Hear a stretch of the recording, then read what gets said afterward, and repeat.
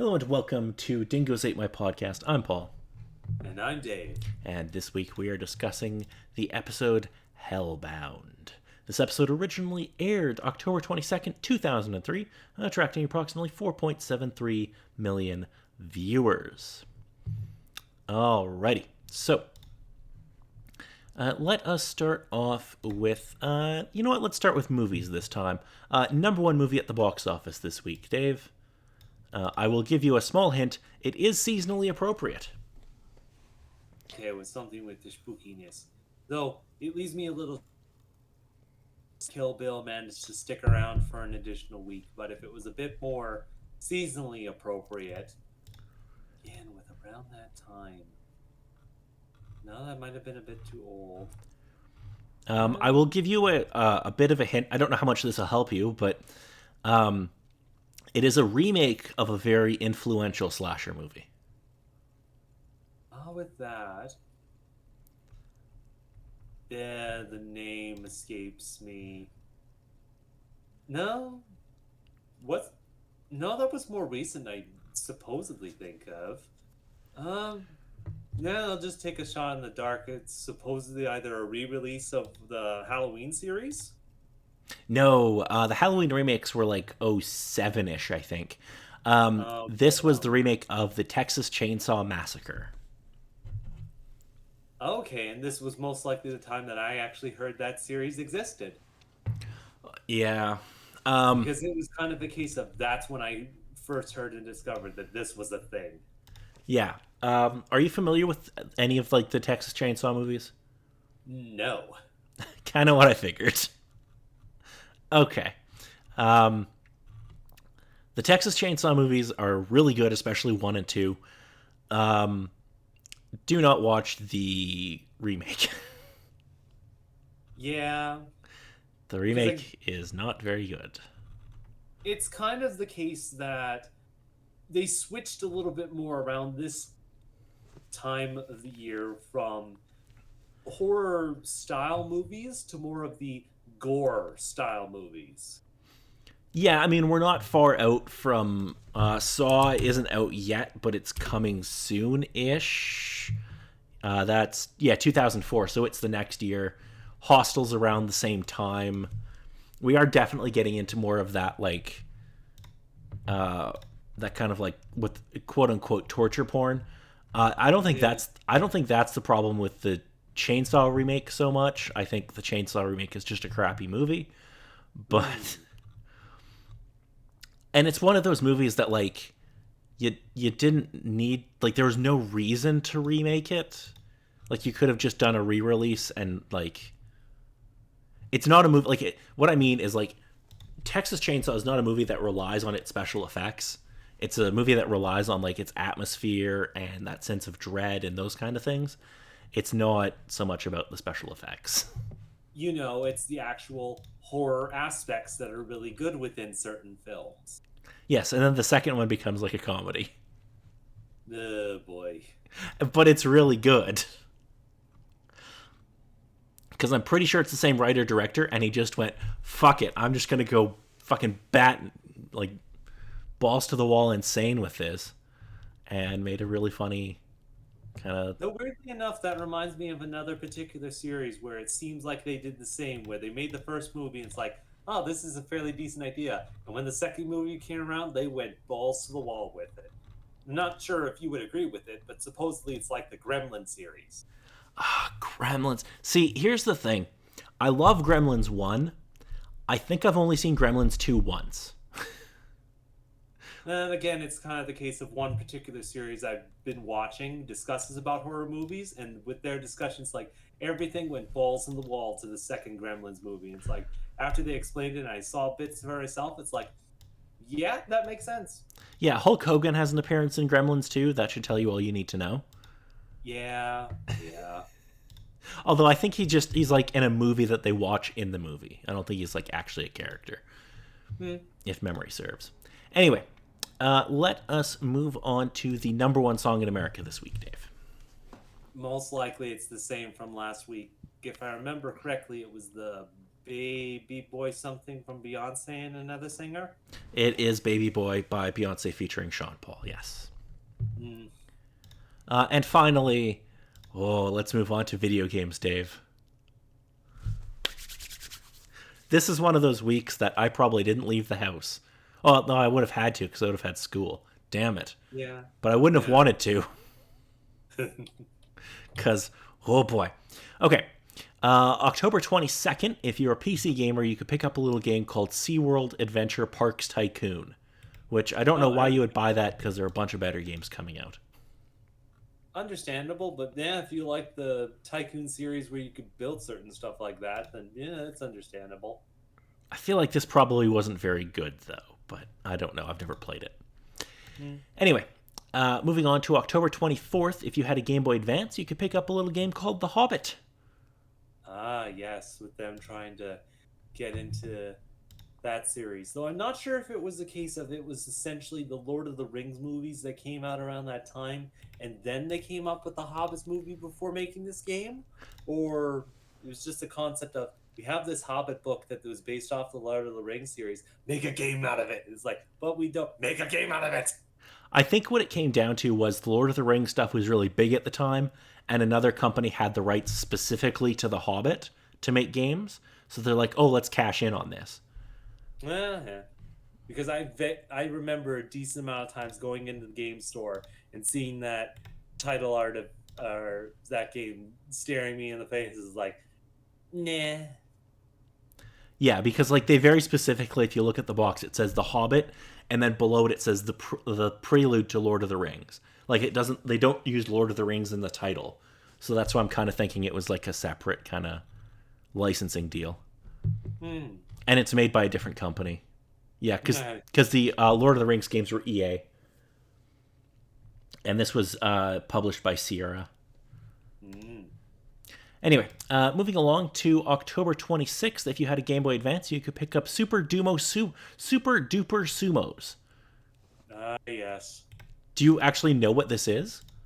I do. It was one of those particular cartoon shows that they tried to get going from there, having that specific humor for young children.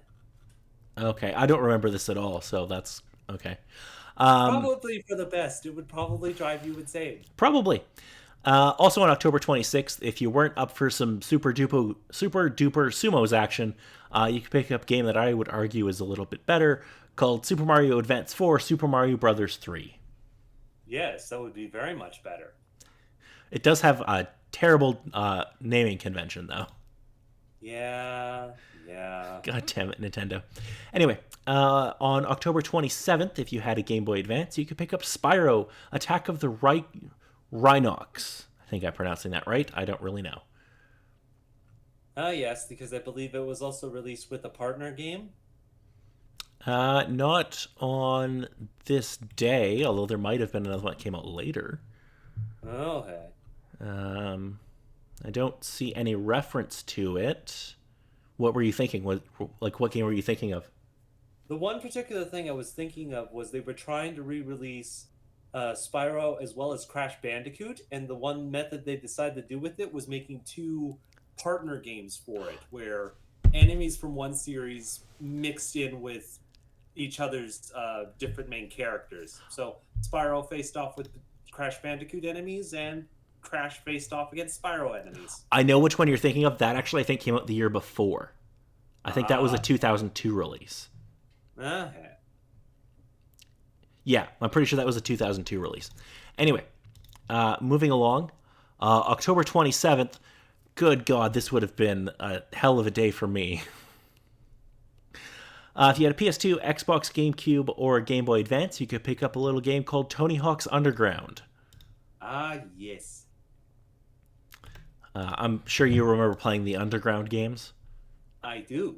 Kind of, well, with the Tony Hawk series, when they first had Pro Skater and whatnot, it was kind of simple base levels and skateboarding style. With the start of the Underground series, they started to develop a little bit more of an actual storyline of you starting skateboarding and your adventures through it with famous skateboard pros and other sorts of things like that.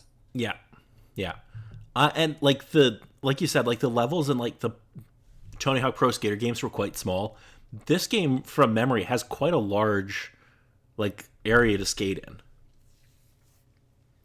Starting to expand from that, I'd honestly say that they were about in the same sort of size and whatnot from there. There was probably the occasional level or two where it would split off into different sections through a quick scene change or transition, but enough that it wasn't you were in this one level and had to switch over to another level to get to somewhere different. Yeah, I the underground games are probably my favorite Tony Hawk games. Hmm. They're so good. Um, and also on October 27th, if 13-year-old Paul was not happy enough, another little game came out on the same day. For those of you with a PS2 on October 27th, 2003, if you're anything like me, you definitely went out and bought a little game called WWE SmackDown Here Comes the Pain. Yeah, because I have vague memories of seeing like the title of this supposed game, but not much else. Oh, okay. I've forced you to play this a few times because it's like, oh, I don't know if it's my favorite wrestling game, but it's my favorite like PS2 to newer wrestling game. Hmm. Um, it's it's so friggin' good. What I think what makes this game so much fun for me is like it's arcadey and it's pick up and play. Like it's one of those games that like I could hand a controller to anyone and within like a few minutes you can figure out how the game works. No, pretty much worked. There was a fair amount of games around that time that was kind of decent enough and sort of fit within that sort of range of arcadey enough. And if you pass the controller to someone, anyone could manage to play with you. Yeah, no, like yeah, these games are super pick up and play friendly, but there was like a bit more to the game if you wanted to delve in and spend the time with it. Um, yeah, very fast paced and arcadey, so it would keep people's attention, but it was also easy to pick up and learn. No Mercy is also a great game, but it is not. It doesn't have the same pace. Like it's a much slower, more deliberate game. Anyway, I could talk about this game for hours, but we should move on. Radios. October 28th, if you had an Xbox, you could pick up a little game called Amped 2. Are you familiar with the Amped games at all? Vaguely. Like I maybe remember seeing their titles and whatnot, but it wasn't anything I was interested in. Yeah, I didn't play these either. They were like Xbox exclusive snowboarding games. Mm. Just never my thing. Also on October 28th, if you had a GameCube, you would probably know more about this game than I would. A little game called Dragon Ball Z Budokai. First one, no number to it? No number.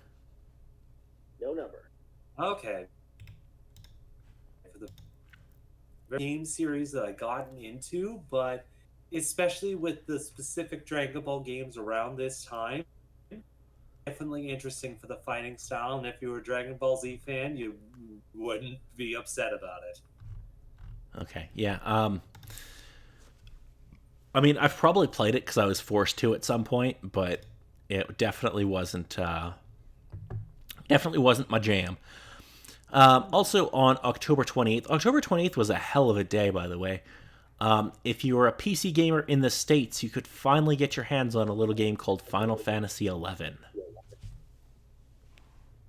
Yes, when that finally released. Did you play Final Fantasy XI, Dave? No, I didn't have a computer strong enough. Okay. October 28th, if you were a PC gamer, GameCube, PS2, Xbox, or Game Boy Advance, you could pick up a little game called Harry Potter Quidditch World Cup. Yes, the game that you're very intrigued to somewhat play at some particular point. I actually did, and there's a video on our channel that you can watch of me playing a game of Quidditch. Yeah, I was confused and annoyed and did not know what was happening, but I think I won. You know, like any particular game that you jump headfirst into without knowing the rules, gameplay, or other particular things. No, okay. In my defense, I didn't go in completely cold. I did like the first two parts of the tutorial, and then it just went, nah, screw this. Well, at least you managed two parts. I'm not sure how many tutorials that they would have in that kind of I game. think there was like 25. No, none of that tracks. I learned how to pass and shoot, and then I pretty much went like, I'll figure the rest out as I go. Okay. Also on October 28th, if you had a PS2 or Xbox, you could pick up SWAT Global Strike Team. Yeah. Um, the, ooh. Um, yeah, I mean, it sure is a game. Unfortunately, it had to follow games like Rainbow Six 3 and SOCOM 2, so you know. Yeah, that would be a bit of a trick. Though I know it's kind of a particular series now, but definitely around this time is like maybe a drop in the pool in comparison to everything else that was going on. Yeah, this one wasn't very well received. SWAT 4, which technically is part of the same series, is a really good game though, and you should anybody who's interested in it should go play that game instead. No. And finally, on October 28th, if you had an Xbox, you could pick up a little game called Top Spin. Suppose it yay? It was a Microsoft exclusive tennis game back when actual like tennis games existed.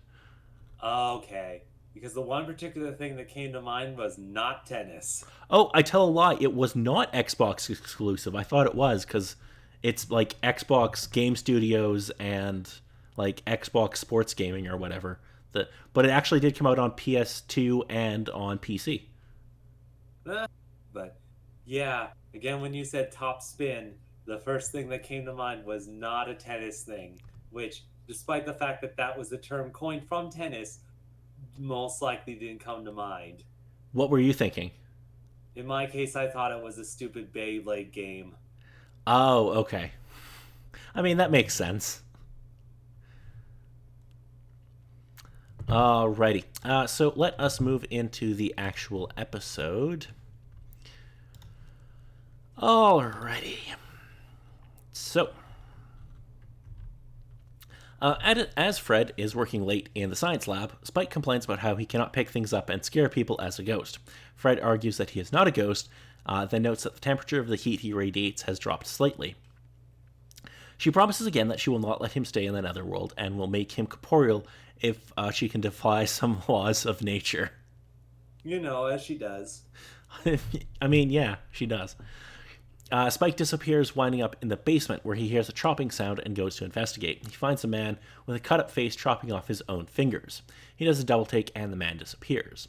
Elsewhere in the building, Lauren negotiates a deal as he passes Fred. Fred heads to Wesley's office and requests some books.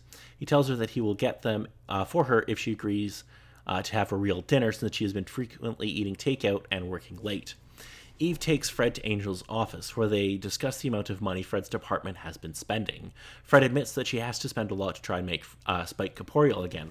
Angel says that he asked her to try and get him out of Wolfram at Heart. She reminds him that if they were supposed to take over the firm to do good, but of course, Angel says that has nothing to do with Spike. Fred says that Spike is a champion like Angel, but Angel has tired of the word champion. She thinks that Spike would fight on their side if he could. Angel disagrees. He adds that the second he can, Spike is going to run off to Buffy. Fred thinks that he is jealous and assures him that she is immune to Spike's charms. She just wants to help him. Angel replies that some people cannot be saved. It's a good thing there's no drama in this show or anything. Yeah. Spike reappears in the lab and notices a buzzing lamp and a looming shadow. As he heads down a hallway, the lights start going out and he hears a woman crying. He encounters a woman from the 19th century without arms. She disappears like the fingerless man. Upstairs, Spike meets with Angel, who thinks that Spike is starting to feel how close he is to hell. Spike says that he cannot be a big deal since Spike says that cannot be a big deal since Angel managed to escape, but Angel says that he did not, he just got a reprieve. Spike says that Fred told him about the Shanshu prophecy, which Angel says is not real because there's no such thing as destiny. He thinks that the evil things they did in the past are the only things that will wind up mattering. Spike asks why he would even bother to try to make good, and Angel says that they have no other choice. Spike suddenly sees a man hanging from the ceiling and realizes that Angel does not see him. Later, Angel, Spike, Wesley, and Fred meet up in Angel's office, where Spike tries to get the ghosts to go away. Gunn and Eve arrive and announce that according to the building's spectral sweeps, there are no ghosts. The ghost tells Spike that something is coming as Spike begs Fred to do something to get rid of them. He disappears, then reappears, but no one can see him. The gang head off to look for Spike as a ghost tells him that no one can see him now, or no one can help him now. Spike spots the shadow from the lab again and follows it to the elevator, which starts moving on its own. Wesley, Gunn, and Fred head to Wesley's office, where they wonder if Spike is going crazy. Fred says that he is slipping further into hell. Gunn and Wesley are not fazed by this, and they both agree that that is where he is going. The elevator takes Spike to the basement, where the ghosts tell him that the Reaper is coming for him. A woman with glass in her eye takes out a shard and cuts his cheek. Up in the lab, Fred works on equations and is joined by Spike, who says that hell is coming for him. He thanks her for trying to help him despite the fact that she cannot hear him. He tries to touch her to encourage her. She feels a spark and demonstrates that he is there. Angel arrives and Fred tells him that she thinks Spike is there. He replies that the Mystics did another sweep of the building and did not find anything.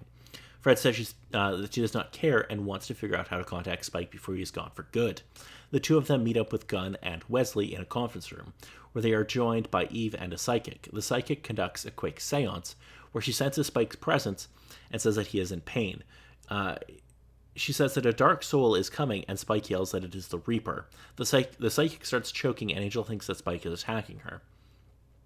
The psychic composes herself and appears to be okay, but then she explodes. Later, Wesley says that Spike would not gain anything from killing someone who's trying to help him. She must have contacted the dark soul she said was coming. As Fred showers in the lab, Spike wonders why the Reaper killed the psychic. He decides that it was trying to hide something. He reaches out and manages to touch the glass on the shower. He concentrates, writing something on the glass. When Fred is done, she sees Reaper written on the glass. Suddenly, the glass shatters and Spike is yanked through a wall into the lobby. There, he is harassed by more ghosts and demands to see the Reaper himself. The Reaper, who is British and dressed like Jack the Ripper, appears and says that he is going to torture Spike.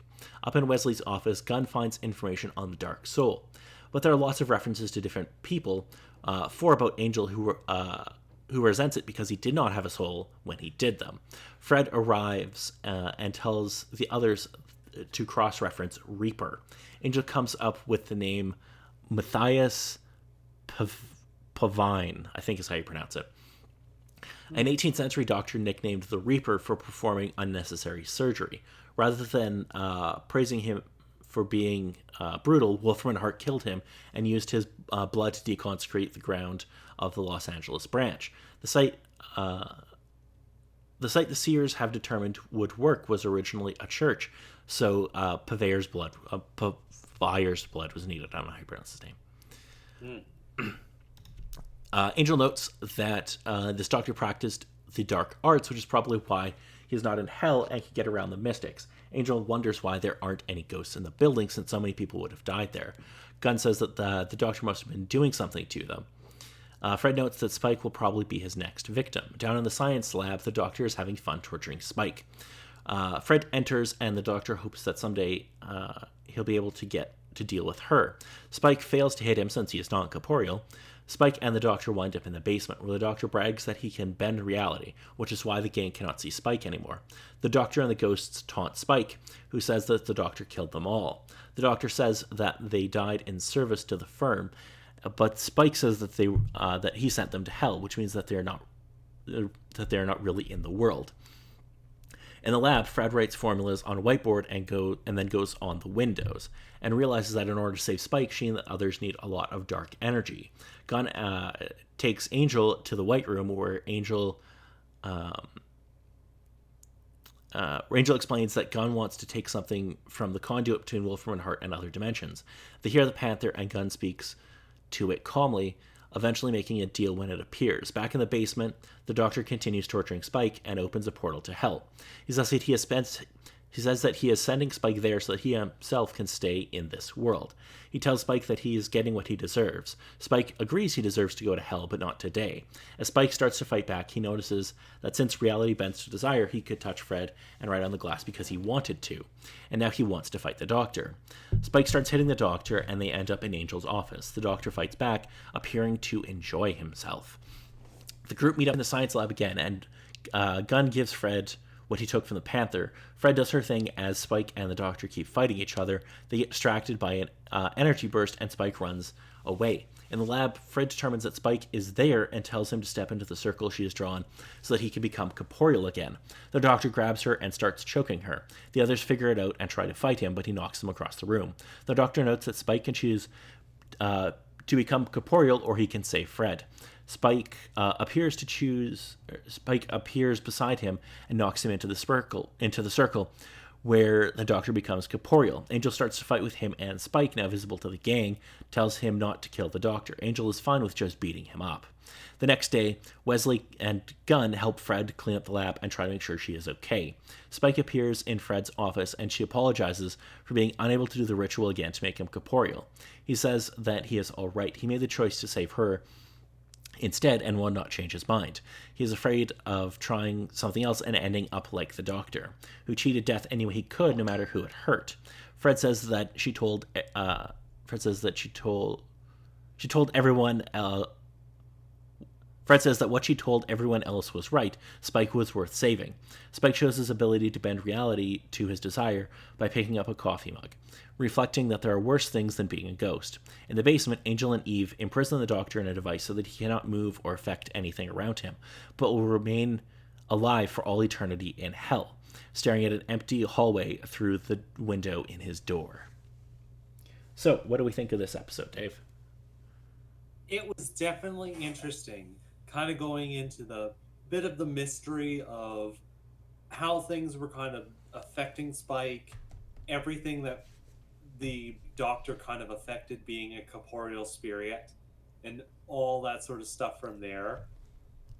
But I think on whole it was interesting with a couple specific characters. Fred, I think, to start off with her determination to try and figure out a solution for this, as well as her discussion with Angel, is like, please don't tell me that Spike is getting you caught up in his charms. And it's like, oh well, he's just so amazing, and just look at that hair. It's like, was I bored yesterday, Angel? It's like, yes, be queen. Yeah, Fred is always a good time. But it was definitely interesting with the Doctor sort of introducing his character. That once the ghosts started to show up, my first thought was like, these are probably past employees, isn't it? Yeah, and I do I like the horror of like how the Doctor ends up, where he's like trapped in his body in this like cell, and he kind of just has to observe this hallway for eternity. Like that's a really cool kind of like concept. Well, I think it's the case that Angel probably had that idea because he was also kind of in that same situation. Yeah, he's been there and knows what kind of hell that is. So there are a couple of references in the books that Fred asks for. Did you get any of them? Nothing immediately comes to mind, no. Okay. So now I'm probably going to butcher the pronunciation of it, but she asks for a book called The Magdalene Grimoire, something like that. I'm probably pronouncing it wrong. For those of you who are big fans of Sandman, you probably know that that is the book that was used to capture Dream in the Sandman Preludes and Nocturnes. I'm assuming you've probably never read The Sandman, though. No. Oh, The Sandman is such a great series. It is also a Netflix series if you prefer to watch a TV version, which is actually, from what I've seen, I haven't watched the entire season yet, but it's a pretty damn good adaptation of the series. Anyway, did you have anything else about this episode, Dave? Not whole. I think at the very most is the case of Gunn took Angel to actually see the being in the White Room. And the fact that he's fairly chummy with that Jaguar in there, and it's just case of, how's this going to supposedly work out in the future episodes? Yeah, I do have to like cite like especially I think this episode is more of a showcase of it, but the makeup in the show has gotten really good. Hmm. Like Yeah, that's true with a couple characters. like the fingerless man, like with all the cuts on his face and stuff. And then like the doctor also has kind of like a cool like almost zombie like kind of look. Hmm. Yeah, like the makeup in this I think is definitely taken a leap from like the first couple of seasons. Well, especially with having to work with Lauren and his entire getup, then yeah, they most likely had the practice. Yeah, no, I yeah, they've definitely improved the makeup in this series. Anyway, so let's look at some international titles. So in Czech, it translates as Hell Awaits. Which is supposedly true if you watch the episode. It is. In Finnish, it translates as On the Way to Hell. In French, it translates as On the Edge of the Abyss. Yeah, referring to Spike's lines and things. Yeah. And in German, it translates as Supply for Hell. Uh, yeah. In Hungarian, Hellish Attack. Eh. I actually really like the next two. So in Italian, it translates as The Borders of Hell. Excuse me. And in Brazilian Portuguese, it translates as Pathway to Hell. Yeah, pretty much Wolfram and Hart to a T. It is, yeah.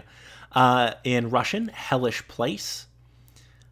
In Latin American Spanish, Bound to Hell. And finally, in Spain Spanish, it is also Pathway to Hell.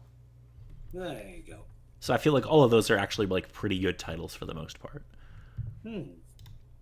So if there is nothing else about this episode, next week we'll be discussing a little episode called Life of the Party. There's going to be a party, Dave. I suppose so, but it's going to be the question of what type of party is it, because you Well, can't say party without there being some sort of stipulation to it. Dave, this episode originally aired October 29th. Oh, there you go. So that kind of goes the party within the Angel series Okay, on that the time of the year. Hmm. okay. So here's the synopsis.